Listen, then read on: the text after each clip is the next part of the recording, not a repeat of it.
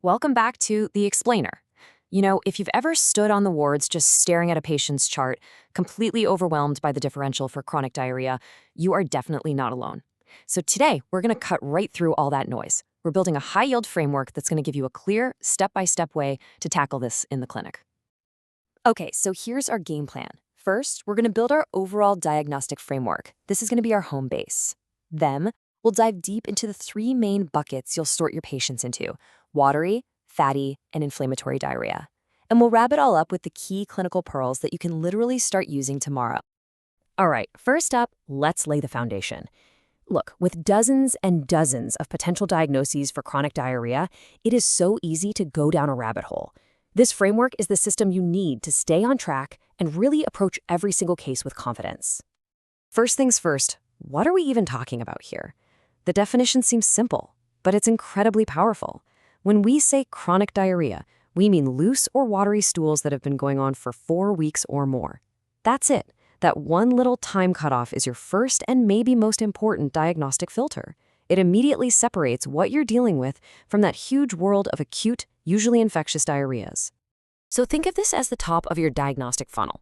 Before you even think about ordering a scope or a fancy CT scan, you've got to do these 3 things.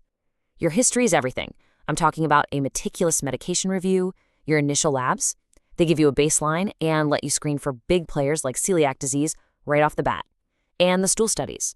Well, they help you rule out any lingering infections and give you your first real clues about what's going on physiologically. Is there inflammation, or is there a problem with malabsorption?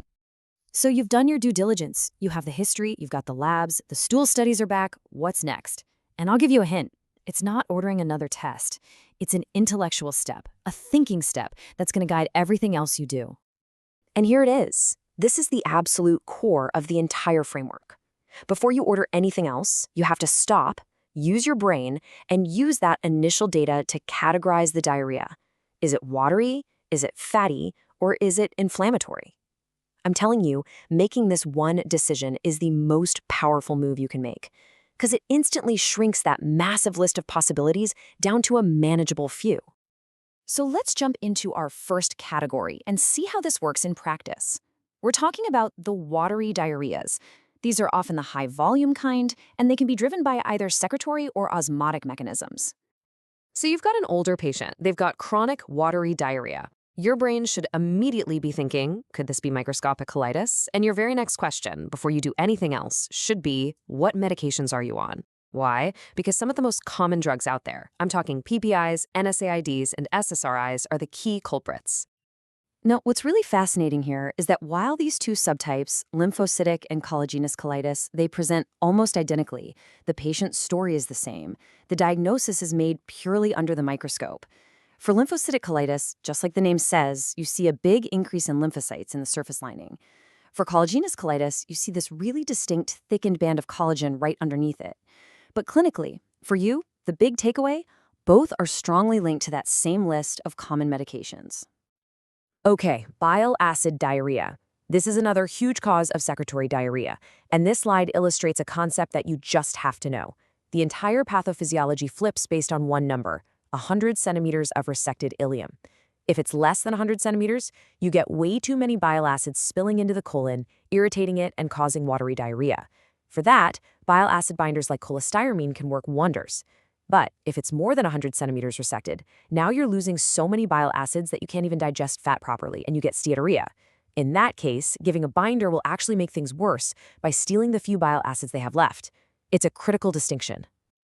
All right, let's pivot. What if the history isn't pointing towards watery stools at all? What if it's pointing towards fatty, greasy ones? Well, this brings us to our second big bucket, fat malabsorption, also known as steatorrhea.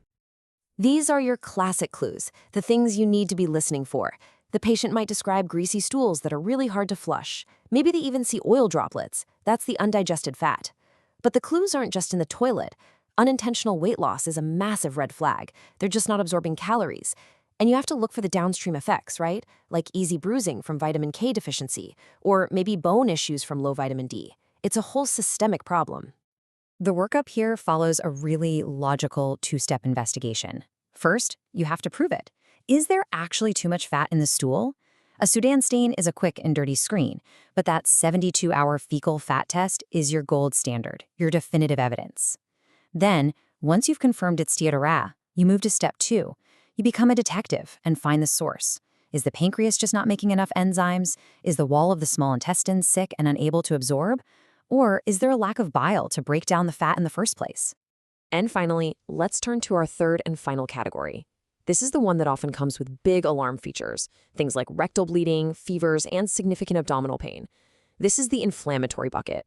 This table right here, this is so high yield for your exams and for your clinical practice. The number one differentiator is the pattern and the depth of the inflammation. Think of Crohn's as the wanderer. It can pop up anywhere from the mouth to the anus, with those classic skip lesions and deep transmural inflammation that can lead to things like strictures and fistulas. Ulcerative colitis, on the other hand, is much more predictable. It's only in the colon. It almost always starts in the rectum and moves up in a continuous line. And the inflammation is much more superficial, just in the mucosa. Okay, we've built the framework, we've walked through the 3 main pathways.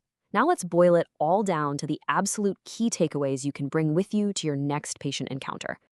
If you remember nothing else from this, remember these 5 points. 1. Always categorize first. It is your most powerful move. 2.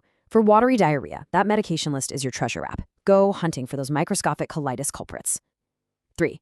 Celiac disease is a chameleon. It can look watery, it can look fatty, so you have to keep it on your differential. 4.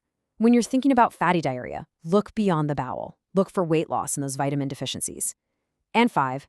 IBD is never just one test result. It's a diagnosis you build, like a puzzle, using the clinical, endoscopic, and histologic pieces together. And that brings us to the end. I'll just leave you with this question to think about. Armed with this framework, which one of these diagnoses are you now going to be looking for more actively? How is this going to change your approach the very next time you're faced with this common and really complex challenge? Thanks for tuning in.